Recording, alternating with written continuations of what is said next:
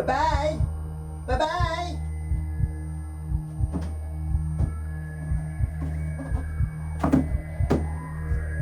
Good morning. Good morning, good morning, good morning.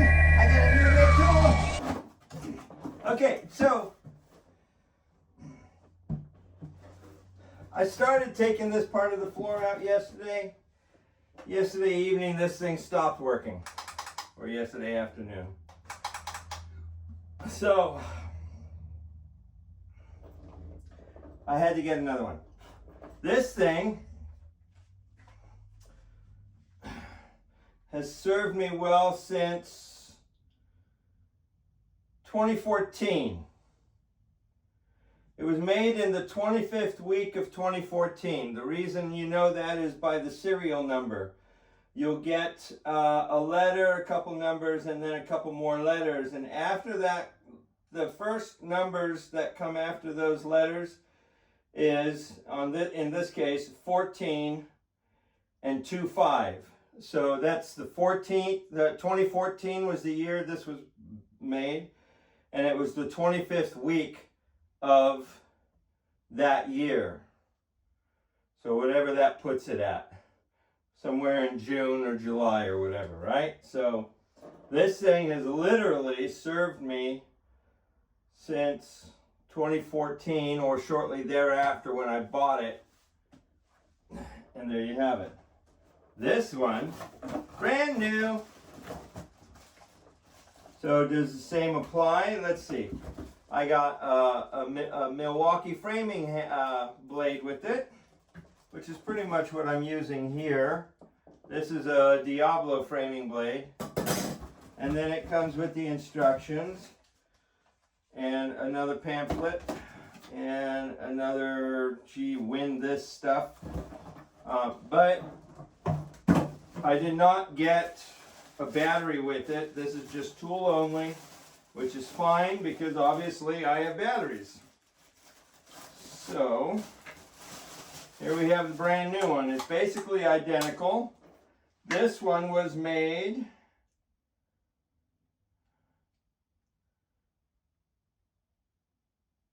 the 13th week of 2022. So basically, every Milwaukee tool has a 5-year warranty on it. So I basically have, and the way they tell how old this thing is, it's from the manufacturer's date, not from the date that you bought it. So this one was in 1322, so 5 years after that. So in 13 and 27 is when this expires. We're now in 2023. I have a few years to go.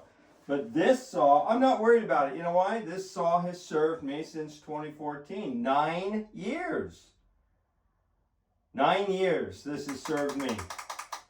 And I've dropped it off of ladders. I've dropped it off of a roof, framing some stuff off a roof. I've dropped it. I've dropped it and dropped it and dropped it. I've dropped it off the back of my truck. I've just dropped it. Not intentionally, of course. It's dropped off of a, it hasn't dropped a lot, but, you know, off of a workbench or something or whatever. So it has been tumbled around and it's rough and tough. And I have beat this thing like you wouldn't believe.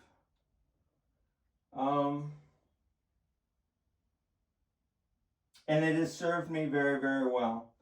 The only thing I've done with this to alter it was I don't, from the factory they are required to have this safety guard, right? What a royal pain in the butt that can be sometimes. So what I've done is I put a screw right in here in order to lock the safety guard in place so that it doesn't get in my way, because I do a lot of plunge cutting and stuff. Should I? Probably not, but I've been doing this for 30-something years and I have yet to cut myself on a saw like this. So with that, I'm going to put this blade in on it. Brand spanking new. This is going to be the first time this thing is being used. Ever, ever, ever, ever. And oh, come on. There's a locking button right here to loosen this up, and this is reverse thread. So it's righty loosey, lefty tighty in this particular case. Ugh, already a problem. Here we go. I hate these things, but I get it. I know why they're there, because some people can be really foolish. All right, so let me tighten this on here now.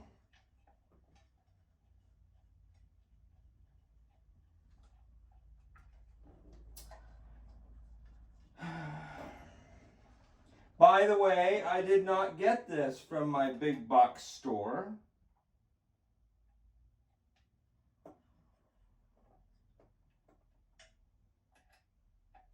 Oh, I gotta go the other way. There we go. Push the locking button so it locks the arbor, so you can kind of snug that up.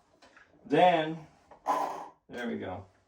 Then the key, or the wrench, whatever you want to call it, it's an Allen wrench, slides right in here, and that's where it lives. I've never lost mine because with the other saw, because it just goes right back to where it lives. So there you have it. Now, let's do the ultimate test. Stick the battery in it, see if it works. Woo! Now I can continue on cutting this and go from there. All right, let's see. Put my glasses on, safety first. Plus, I want to be able to see.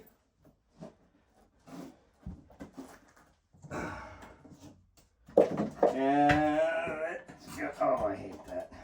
Oh, and I've got to tighten my fence so it's not moving around on me. All right, here we go.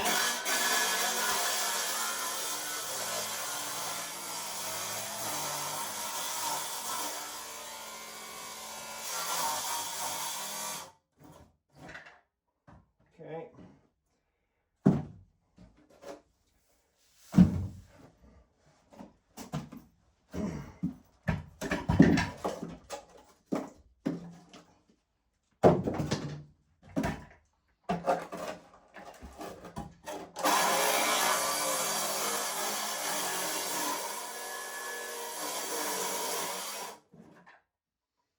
So, we continue the demo. Continue, continue, continue.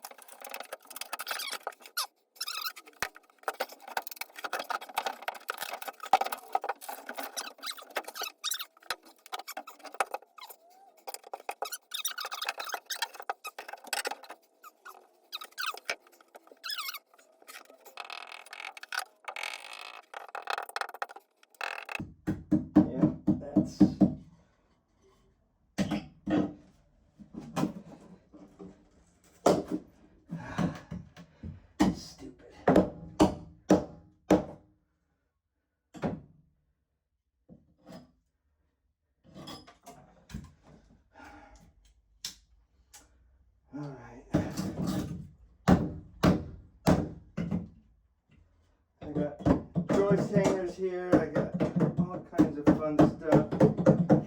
I gotta go through and check. I'm gonna cut back a little bit more of this floor right here.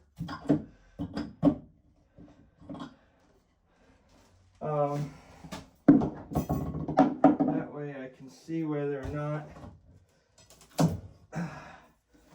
we have more issues running this way before decide, and back this way closer to the tub before I can decide whether or not I want to continue getting rid of that floor. Anyway, great little product right here. The original one served me for, like I said, 9 years, and I bought another one just like it because it is tried and true. It works very, very well. I'm very happy with it. And there you have that one. It may not have quite the power that a corded tool does with a regular 5 amp or lithium XC battery or 5 amp battery, but you put the 9 volt or the 12 volt high demand lithium battery on this thing, and there's no stopping it. You've got all the power you need, and the electric brake on it is great. It's a good unit. It's a very good tool. And when you're on rafters or something, you got an easy way to hang this, you know. Let's see if there's enough room here. Not really. But you just clip it on a 2x4 and you can hang it. I've done that many a times. And it's built into the upper part of the handle. So it's a great, great, great tool. Anyway, I'm going to keep going with this. Start taking some of this stuff out. Actually, I need to bring a bag here so I'm not dragging termite droppings all the way through the house.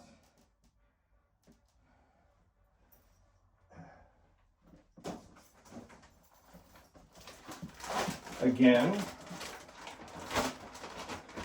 contractor bag.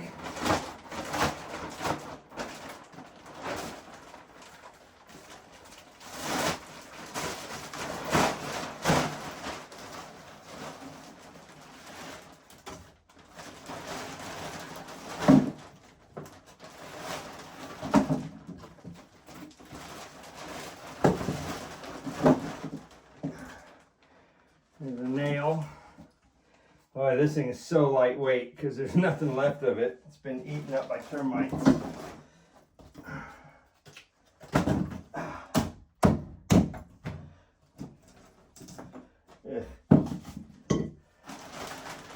Hollowed out.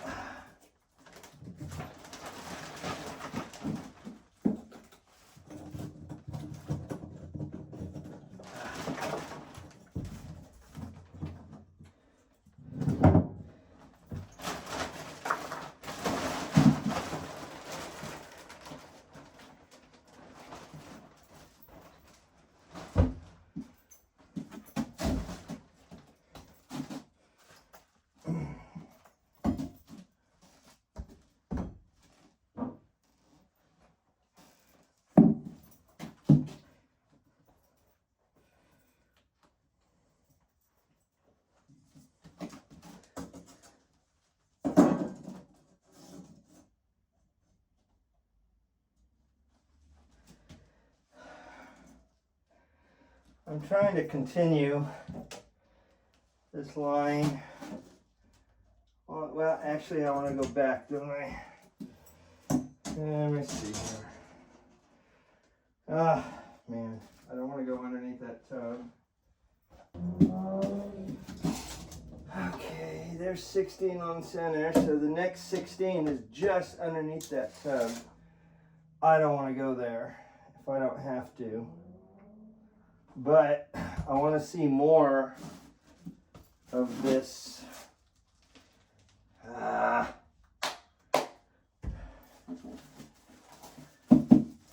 right. Decisions.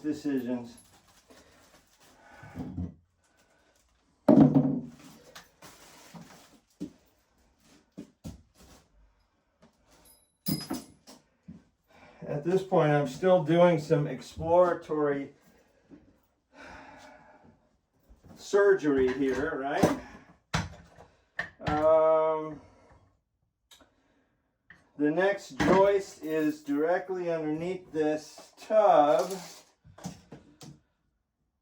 about an inch. No.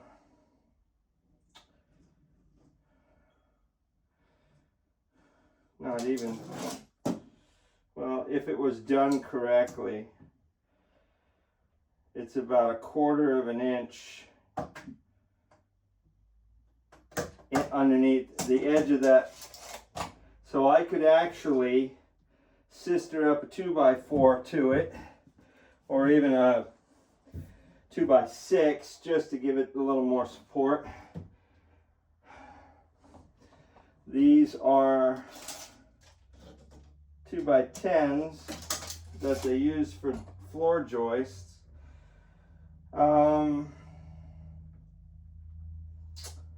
So what I could possibly do,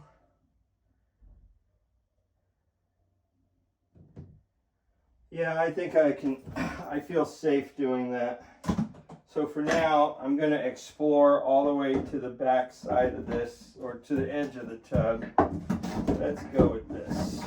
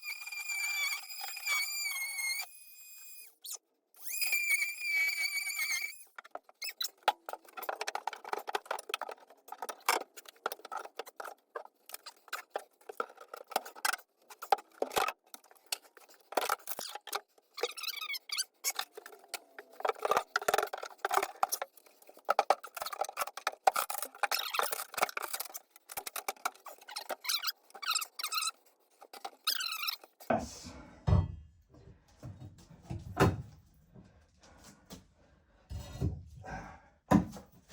I have a tool for that downstairs.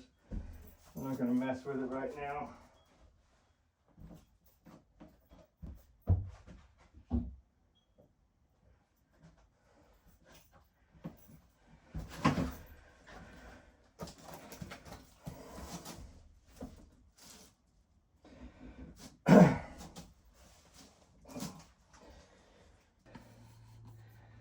Let me explain what's going on, if I haven't already. This particular community had some really horrible HOA management in the past.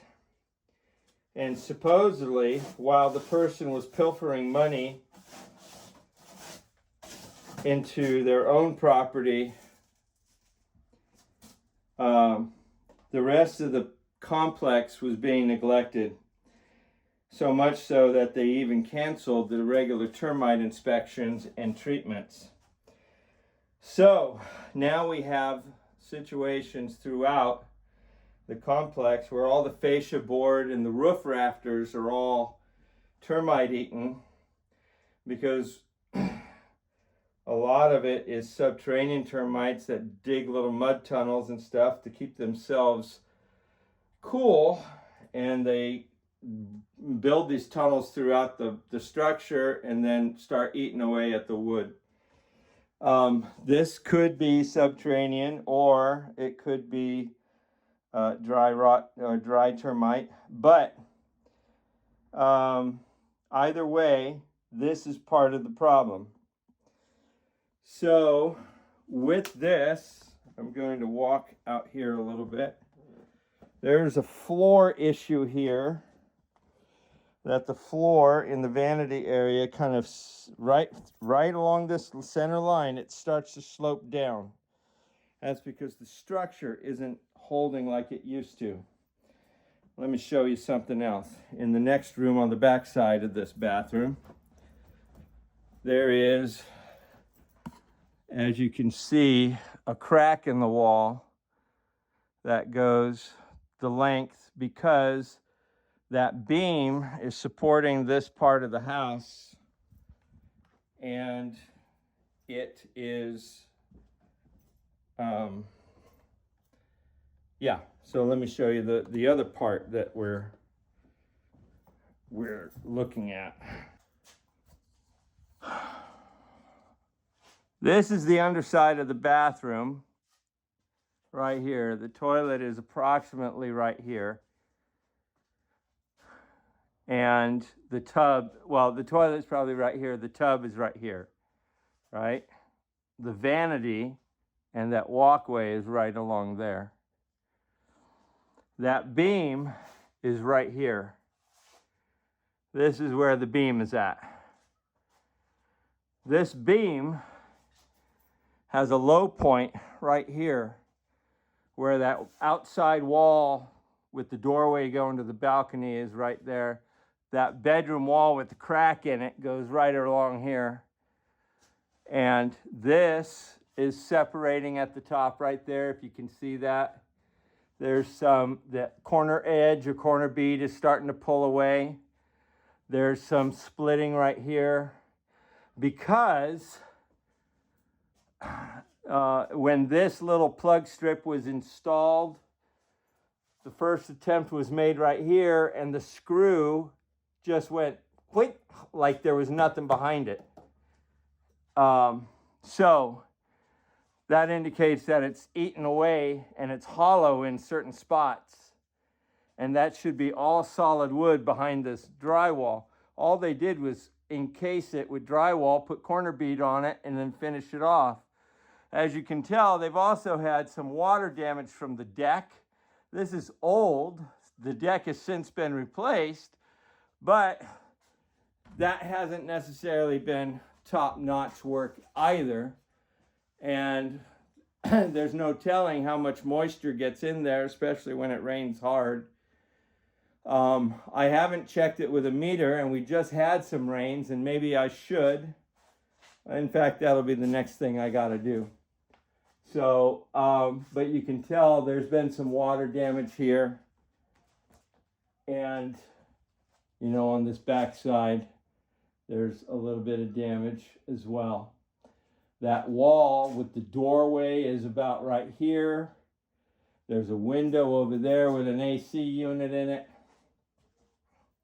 Because a repair like this, of replacing the beam, is probably a $35,000, $40,000 job here in California. Insurance won't cover it. So there's two ways of doing it. That is a shared wall with the townhouse next door. That is, there's a vent right there, which is the outside. So there is a post directly underneath that beam going to the footing and the foundation. And then there's stucco on the outside of that because that's where the porch is at. So here's the two options that can be done, if at all possible. Take the drywall off, inspect the beam, see how bad it is. If it's only got pockets here and there and it's okay, we could get two at least 1/4-inch steel plates made to go along this edge and along this edge, through bolt them together. But an engineer would have to plan that out and inspect it and see it, and that would be a good way to do it. The more invasive option would be to build a temporary wall here and a temporary wall here, and then pull this beam out. It can go from the pocket that it sits in over there and be a hole punched to the outside that way. Push it that way, drop it down, cut it up, get rid of it. Replace it with a new one of the same, which is like 8 by 14. It's huge. Or get 2 glue lam beams that are either 4 by 14 or something to that effect. Maybe not even 4. Maybe a 3 by 14, 2 of them, sister them together and fill in the middle. Who knows? I don't know. Whatever works. An engineer can figure that out too. But in a case like this, you always want to call a structural engineer. Don't just let a contractor, even somebody like myself who's done jobs like this in the past. I've done this kind of work where making structural repairs like this, but you have to have an engineer draw up a plan, because if you don't do that, you could be asking for some trouble. This wall carries this beam carries the load of the roof all the way at the top. And of course there's a similar wall on the back side that's carrying that weight of the other half of the roof. But there is a whole room up here, plus the roof and everything above it, that this one beam is holding. And everything is built off of this one beam. So it's kind of scary when you're dealing with this kind of a thing. However, it doesn't have to be that scary and overwhelming that it can't be done. It can. It just needs to be done very carefully, very meticulously, so that nothing from above, that all has to be supported really well. Nothing from above comes down on you while you're pulling it out. So there's a lot that needs to be said and done about doing this right. It's going to take some manpower and some good thinking to make this happen. Or we just have to open it up and see. That's the first thing, I think. So you saw what it's like up top. I think the next step is to see what it's like down here and go from there. All right, God bless you guys. I love you. Next Monday, today's Friday, so Monday I'm going to tear into that some more. I also have another job that I'm helping a friend of mine out on to see whether or not we can help this lady out. All of her exterior walls around the whole house are wet, and she's got a 2-story, and she's got mold, and she's got some cancer, and yeah, so we'll see what happens. Pray for her. I'm not going to name any names or anything like that. I'm not going to identify her, but she's a very sweet lady from church, so I'm going to try and help her out. All right, God bless you. I love you guys. Like and subscribe. And, you know, we're just living one day at a time, right? We're just living one day at a time. So let's just keep doing the right thing. Just do the right thing, right? All right. God bless you. Talk to you later.